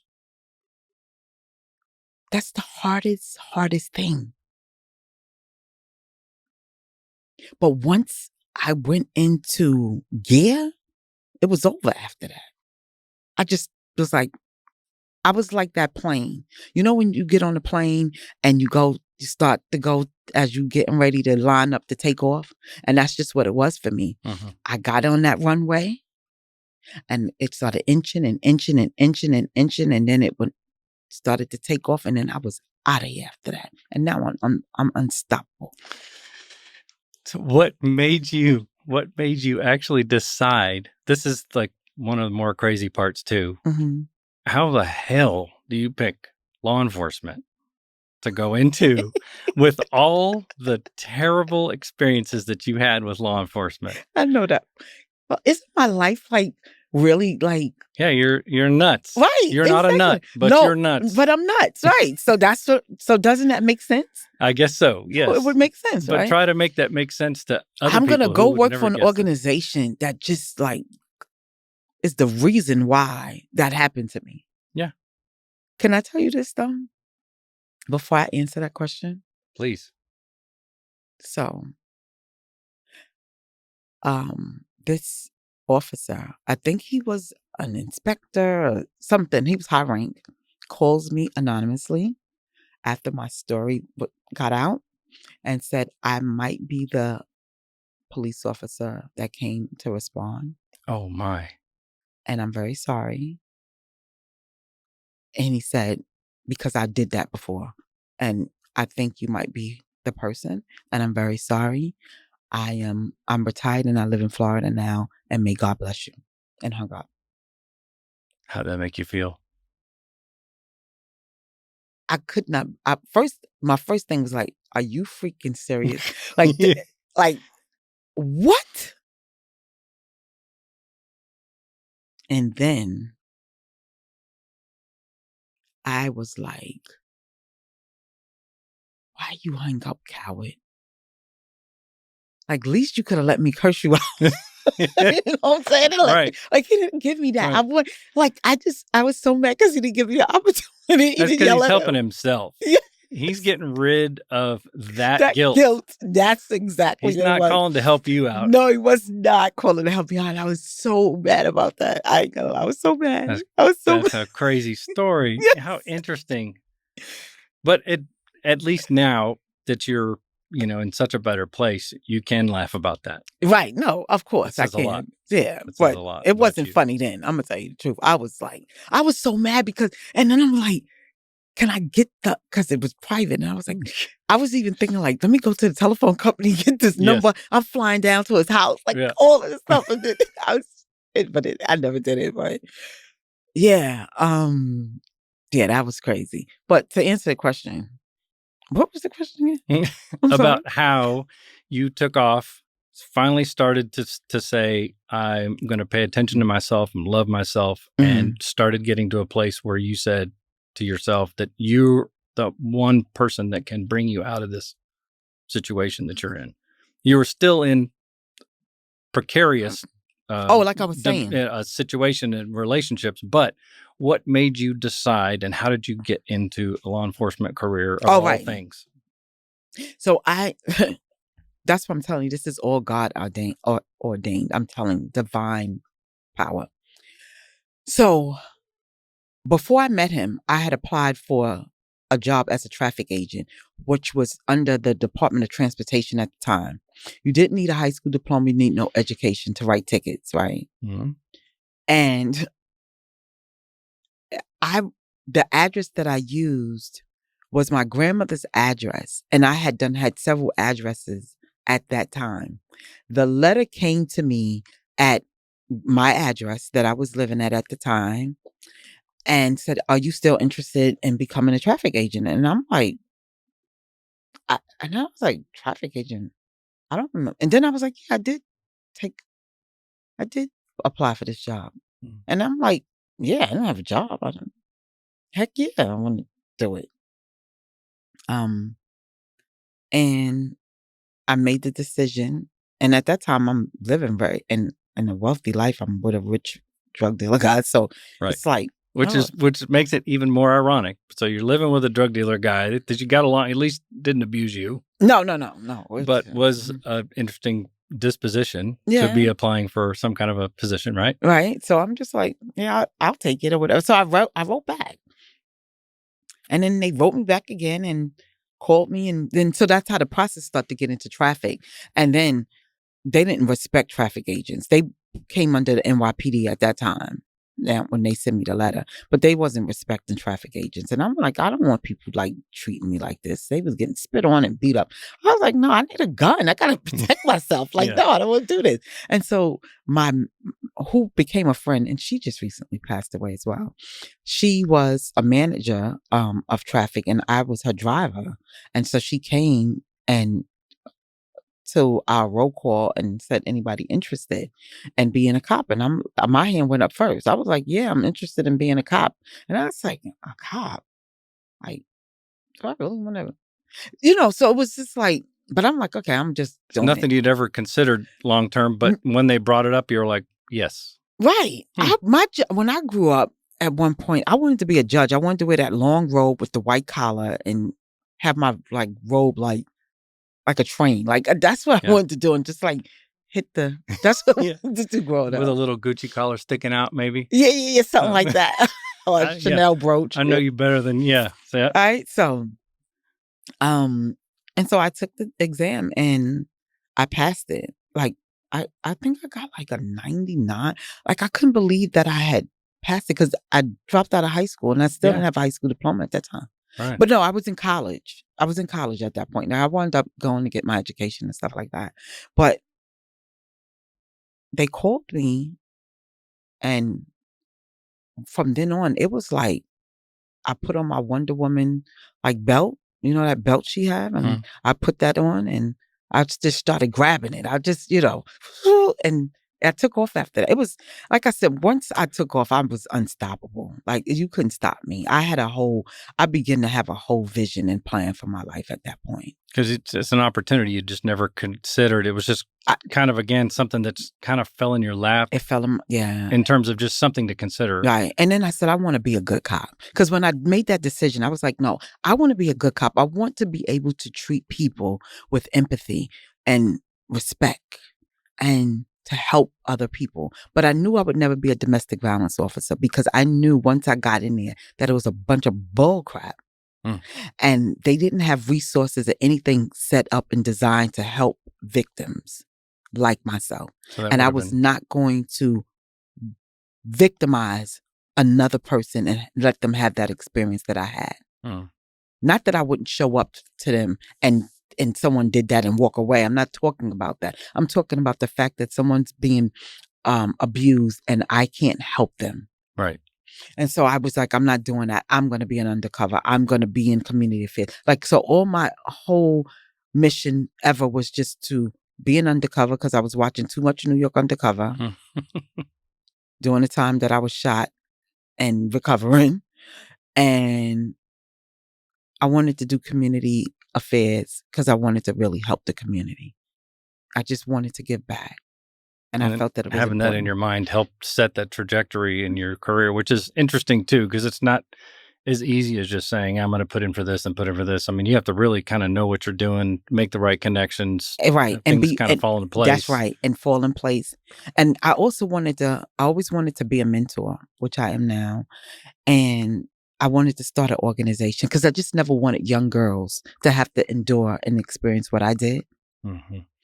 And if I had someone to talk to or someone that just cared about me, my life could have went different. And so I wanted to be able to do that. And so that's why I started my organization, Young Ladies of Our Future, which is a 16-week program where I do workshops with them. And then after they graduate, I give them a full formal commitment. And then I give each girl a rose because a rose is still a rose. Love it. Yeah. How do you recruit those girls? And would you have called if you had known about something like that? That sounds like a commitment also. I don't know. 16 weeks. I don't know. Yeah. But I'm just saying, I don't know. But I'm saying it was never. It wasn't even an option. It wasn't an option. I don't know. I recruited them in this very poverty-stricken neighborhood in Brooklyn. That's forgotten. And what really put the fire in me, I kept saying I wanted to do it. I would write these things down and how I wanted to look. But it was a woman that had, I think it was 14 children at this time, a young woman. And I don't think this one was even 30 years old. And she had I believe 14 children. Wow. And 2 gang guys were shooting at each other and they killed her instantly. And I said, and I went there and I saw her body because at that time I'm on a maze detail. And no, I'm sorry. I was not on a maze detail. I'm so sorry about that. I was working for the chief of department and I was in community affairs. And so they sent me over there to respond to that. And when I saw her body there, I was like, nah, this is crazy. This is awful. I need to come to this community and do something here. And so I have a charity called Katrina Brownlee Charity. And so I feed the homeless there. And I also do something called Operation Supermarket for the holidays where I pay for people groceries. I'm actually doing it here today when I leave here. Awesome. I'm going to, I'm not sure what neighborhood they have me going to, but I want to just go. I just believe like when you go to someone's city, like you have to be able to give back. And so I'm going to be doing that.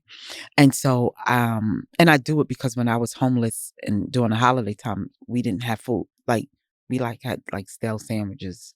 Like it was just awful. Yeah. And so I know what it is to be hungry. And so that's why I don't love food to this day. I don't love food. I eat food because I have to, but I don't love it.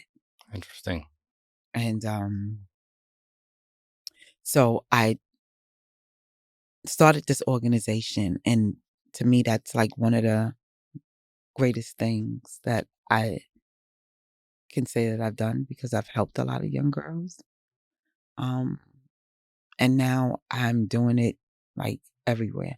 Like I'm not just confined to a neighborhood. Mm-hmm. So now I do speaking engagements all over the world now. And so that's what I do. Helping people. Yeah. Started seeing outside your own situation. I mean, even police Yeah. work inherently when you do it right. You have to do it right. It's important to do it right. And I enjoyed being a police officer. So you said you wanted to be a good cop. I did. Did you accomplish that? I was a good cop. I never had any like CCRBs. I never got in any trouble, no scan. No, I did my job with integrity. Yeah. Yeah. It's as simple as that. And the empathy piece. And I did. And I enjoyed it. I thought it was interesting too. At one point when you were talking about where you wanted to be assigned when you started doing, I don't know if it's the Vice or NARC unit or something, where you were talking about, it's always been an interesting conversation to me about policing because it's always kind of an issue on the table about how certain people don't relate to other cultures and then they go out and police them. And half of the problem is just not understanding that's what the culture that they're going into. That is But there's also a catch-22 to that same thing. Because if you take people and then you even at one point in the book, I know you said, well, I would love to go into, a community similar to mine, but not my community. Right. Because your own community could also have its own set of problems where everybody, not only in undercover, but even in a standard police uniform. So do you have any opinion on that as to whether or not you think it's more important to diversify people and have them learn other cultures or to segregate people to police different hoods? I think that what? It's all about training. I think it's about training, right? But the first place it has to start from is home because I can't train you to have empathy. I can't train you to be a decent human being when your mother and father is supposed to teach you how to be a decent human being. So when you go to a job, you don't have to be taught that. And that was my thing. And I speak about that in the book because I think it's important for policing to come with empathy, come with integrity, come with respect, come with a heart, a good heart, and take off the blinders and stop profiling people. So that comes from home. And I think that it should be mandatory that police officers go through therapy training because they still are human beings and they got to go home to a wife or a husband, children. You don't know what their situation is. And that's why they're killing themselves at an alarming number because people don't humanize them. So have like a mandated annual visit or something? Yes. And police officers get abused in the police department. The higher ups abuse them. So it's like a ricochet effect. That's like abuse. I get abused, so I'm abuse you. Like, it just goes up the chain. Yeah, and you see that in a lot of departments. And I know you worked in the biggest department there is. So, there's bound to be more drama there because it's so sectionalized. Right. But I also found in my experience too, you have a lot of people that seem like good people, seem like empathetic people, seem like kind people, but they were the kids that got their ass kicked for their lunch money. Yep. And then as soon as you promote them, you're like, wow, when I worked with you on the street, you were cool. And now all of a sudden, Yep. you become a complete a-hole Yep. just because you're promoted. Yep. And that seems like, I don't know how much time you have to invest in these people, but as long as you just make it about a test, and NYPD is not even a test driven. It's is it nominated for, how do you promote there? Oh, well, the detective route, it's, you have to be, like you said, nominated, but it's another word. I can't think of it right now. But you have to have a certain tenure also. You have to have time in, right? No, not really. Not really? I Okay. became a detective very early on in my career. Okay. No. And then you have the test way. Like, you can take. So there are different ways to promote then. Yeah, Okay. you can take the test and be like a sergeant, lieutenant, captain, Okay. and then you can go be a detective, 3rd grade, 2nd grade, 1st grade. And 1st grade is like the highest that you can be as a detective in the New York City Police Department. Okay. And that's where I retired as a 1st grade detective. Right. And wasn't even a lot of Black women at that time. I think it was 5 of us in the whole department at that time.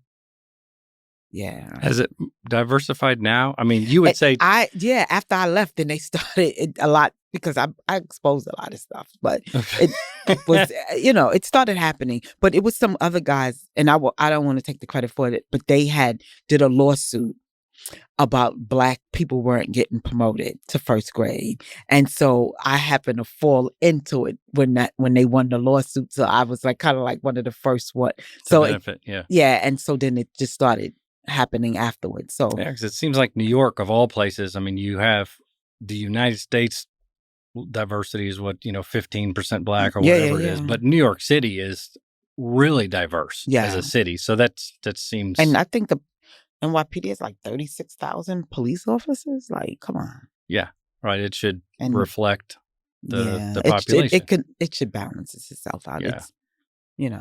It's, you could see one thing about NYPD, and they're probably gonna get mad at me, but it's okay. We're not bashing. We're just we're talking truth here. They promote based on not merit. It's who you know, and it's so unfortunate because it's some really good police officers that really do some amazing work. Yeah, and they're never acknowledged, and I think that is awful. So, I did the work, right? I mean, it speaks for itself. I got over 500 narcotic buys. Yeah. I did my community service. I started my organization. I worked for Mayor Bill de Blasio, and I was his advance one. I traveled all over the world with it. So I did my work, and I never went in wanting to be a 1st grade detective. I never even imagined, because Black women did not get those positions. You didn't get promoted in that way. I just wanted to be a good cop. I just wanted to help other people. Honestly, that's all I wanted. That's probably what made you succeed, because once people recognize that, then there's no denying that. Yeah, I've never asked for anyone to promote me. I just never did that. How would you recommend people be promoted, seeing that way, where they include both ways and both have their issues? One, obviously the good old boy system never works for anybody, because it's so-and-so knows so-and-so, and then they get promoted even if they suck at their job. They get promoted because they're a dude. And then you have the other ones that are test takers that take the test and they're good at studying the books, and they go up and then they're still the dude that got their lunch money stolen. And you're like, well, dude, you have no business being here. Those cops and the cops and the people in the community pay for that. Yes. Yeah. They pay for that. I know. So what do you have an idea of like how to solve it? How do you marry those things and come up with a better promotional system? Do you know? I think that you have to vet people before you bring them on the job. Like, you got to do, like, how the FBI vet you to be a part of their organization. I think the NYPD should do the same thing. And I'm not saying that I don't know if the FBI, I don't know how bad it is or how good it is. I'm just saying, like, it's an intense Right. investigation. Yeah.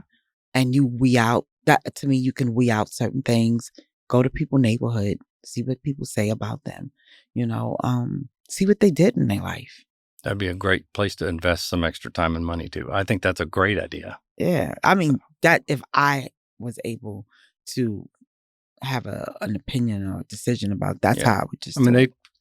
I find even I was in a larger Texas department, and they were calling ex-girlfriends and, hooking you up to a polygraph and running your credit and doing all kinds of stuff. And now I have a company, and we have, private armed security guys that are constantly being recruited by police agencies. And they don't even call me. I'm their last employer. Isn't that like the first thing you do if you're going to work at Walmart? You call the last employer at least. Absolutely. And so I'm thinking, this is going backwards to me. They used to, show your guts, and no you'd have one to, has integrity though anymore. Crazy. Like, it's just, I don't know. It's just so sad and awful. But I enjoyed my career. I had a great career, and I came across some good people. And more good than bad in the police department, honestly. And I met some cops that really, really wanted to be police officers. And then I had some that didn't want to. Like, let me tell you something. There's good and bad in every job, right? And you just have to weed out the bad. It's like buying a bag of apples. It's going to be 1 or 2 rotten apples in that bag. It may be in the middle where you didn't see it when you check in the bag, but that's how it is. Right. And it's all the way how you deal with it and how you respond. Did you find culturally, I think the era that you worked through, you got to see a lot of the blue line and covering for folks to now, I think that's all been exposed to the extent It's that still happening. Good cops now, the main thing that we got to see is good cops calling out the bad cops. They're not going to do that. That's what has to happen, though. Yeah, but they're not doing that. Yeah. It's because you got to remember, they still got to work with these people. You get a 1085, meaning like something has happened to you. You need them cops to come and respond and help you. They're not doing that. So how do we fix that? Is that back to the same thing? They should have been backgrounded better? Yeah. That's it. It has to start before people get on the job, because you can't fix it. That's like being a little pregnant. Right. So there's got to be a reporting system, though, for people that are going bad, because as soon as you start crossing that line a little bit, a great cop should be embarrassed that someone's making them look bad, because what it does is it taints the entire profession. Now, nobody wants to be a cop now. I know that's so sad, though, because we need policing. I know. We need it, but we need good policing. We need policing with integrity. We need it. And I want people to get out of that mentality. Yeah. We need, just like we need good doctors, we need good police. Right? We need good nurses. But you got to call out the bums, or else it just looks like you are agreeing to stay in the lumped. Everybody, like you said it perfectly. There's always going to be A players in every little sect. You go to the narco section, you become part of it. You want to be one of the 12 A teamers on that team of 80 people or whatever it is, because everything has that. But we're talking about F people that are failing at the integrity part of the job. They need to be called out. I think it should be part of the culture to say, we don't want to be associated with you. And we've got to somehow break that culture. Yeah. So, and that's interesting too, because in the Northeast, you hear a lot, Boston, Philly, you hear a lot of that kind of stuff where there's still graft and some guys that'll take stuff off a bust and tag a few things and not tag a few things. And, that stuff like that just needs to go away. All it does is perpetuate it. Now we got people that are the best people don't want to be cops, and they're the ones that you need the most. And those are the people that you want. And I hope that my hope and dream is for the temperature to change amongst law enforcement all over, because it's a profession that is mandatory and needed. And if we can bridge that gap with community and police, I think that we would just have a better world. But we have to stop being not nice. We have to learn to be kinder and have compassion for other people. That seems like that's where we should start. It's an honorable way to want to go into a profession like that. Yeah. That's just like when a doctor, you want the doctor to have compassion, right? When he's getting ready to split you open, right? So. At the same time, you want him to be businesslike. And you want him to be business. Don't be emotional. Right. Appreciate where you're at. But right. Don't get emotional. Right. No, right. But I'm just saying, like, Yeah. Even like the firefighter, you want him to go in and get the cat. Right. Right. So. Well put. So well put. that's what it is. So I have a couple of questions that I've skipped over, and I know we're running short on time. So I want to make sure that I ask, beyond she's a survivor, how do you want people to perceive you now based on all that your story entails? I think that's a great question. I'm a woman of faith, first and foremost, and I want to leave with this, like, I just want to spread love all over this world. That's just my goal, my dream, for people to just be kind and to love and to help other people. We just in a world where everybody is just for themselves. It's so selfish. And I just want people to know that I have healed. I've been made whole, nothing missing, nothing damaged, nothing broken. And I'm a decent human being. And I forgive. And it's power in forgiveness. Because you don't forgive for them, it's about you. And just to be to be looked at as a decent human being. Well, that's great. I'm sure you're making that easy for most people to do, especially after talking through all this. Do you have advice for anyone who is watching or listening to this that might be in a situation that they feel like they can't get out? Domestically, That's another good question. I tell all people on every platform that I go on, or even if I tell anybody that's come to me about a situation, create an exit plan first. Do not just get up and leave, because one thing about an abuser, that's what they hate the most, right? They always want to have control and have the power. And if they feel like they're using it, they will do whatever it takes for them to stop you. Create an exit plan. Build a community, or embrace yourself in a community of people that genuinely love you and help you. And that's why I'm so big on wanting to create people minds to change, to want to help. Right. And then get your exit. Interesting. The plan. That's great. And yeah. You got to have a plan. I didn't have a plan. And so it cost me.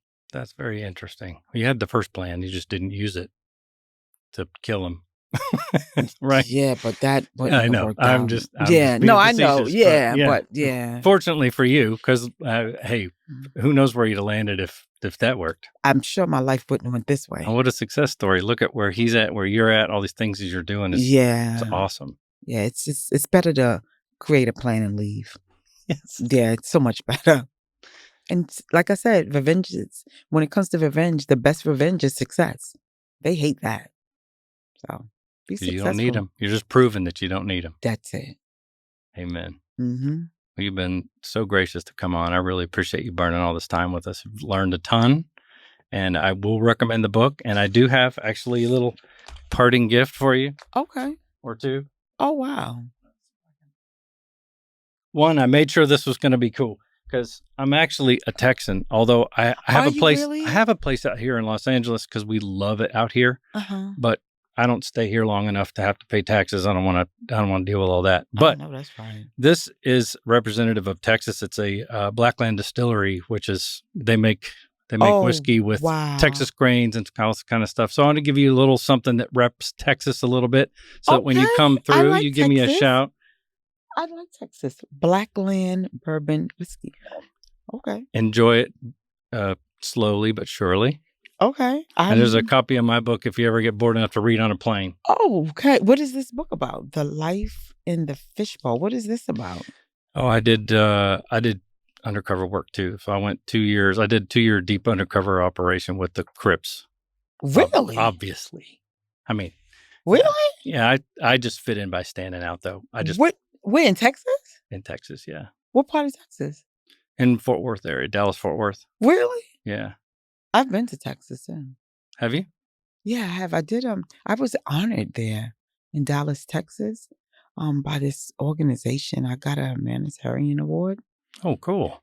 Yeah, and I listened to this man because I don't attend a church. But I listened to this church service every Sunday, and he's from Houston, Texas. Wheeler Baptist Church. There are a lot of churches in Texas. Yeah, and I was like, I'm gonna go back to Texas again. And so I can experience that. Yeah. And then some of my neighbors are from Texas too. Well, let me know if you're ever around there and need to know places to go. I'll hook you up with some places and people. Cool. And thank you for your service. Oh yeah, sure.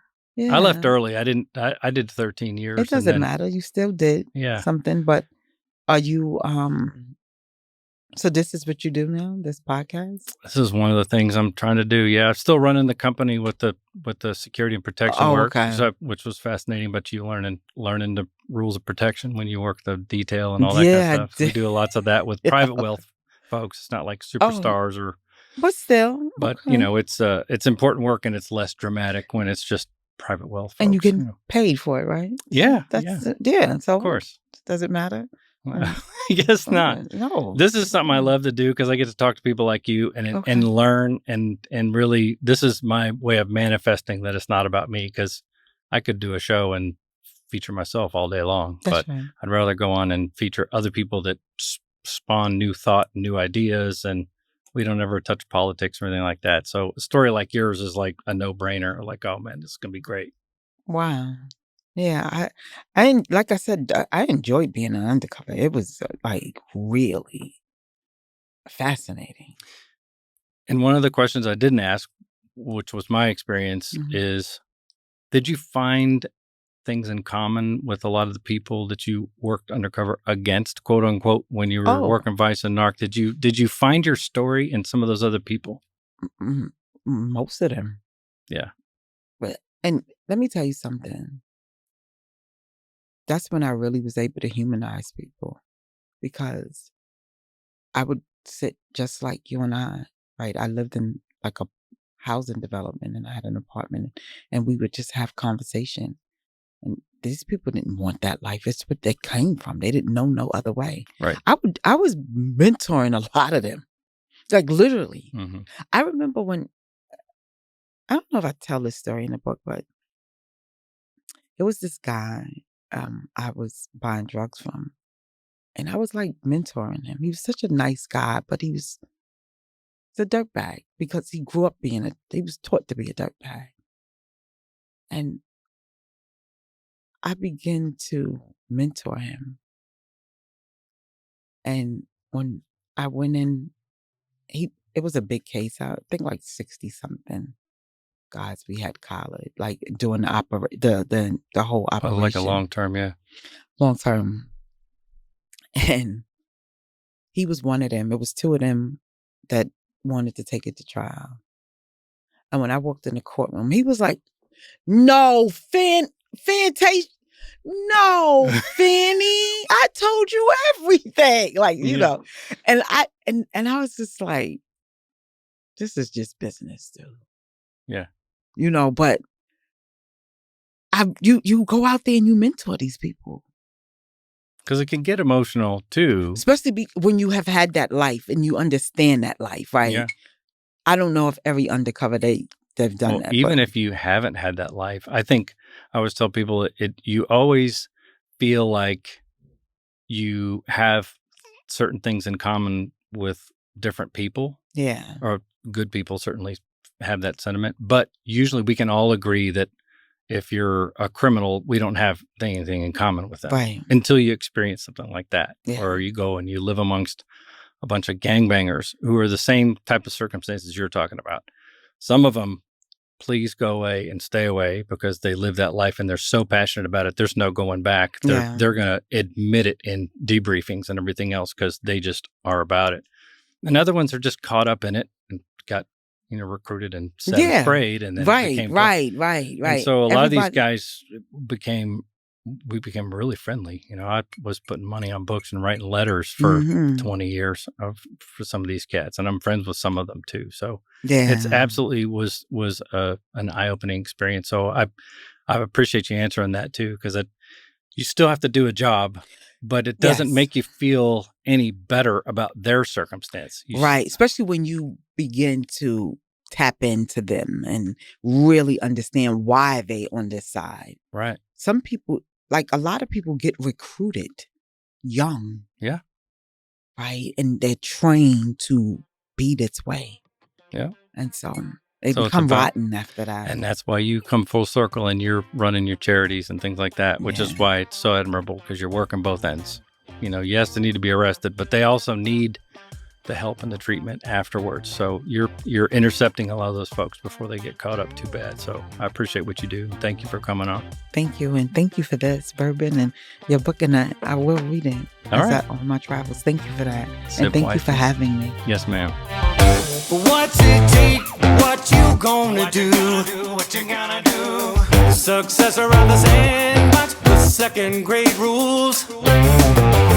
A confident fake to make you do what they want when they won't pay the fool. A diplomatic face is the one to see you through. And don't let those bigots take you off your game, or just to let them loose. Just sit here in the front seat, baby, ain't that sweet? Take a little honey from the money bee, but don't pay the fool.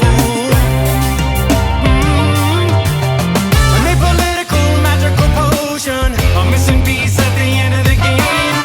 A slow roll, see the truth and soul.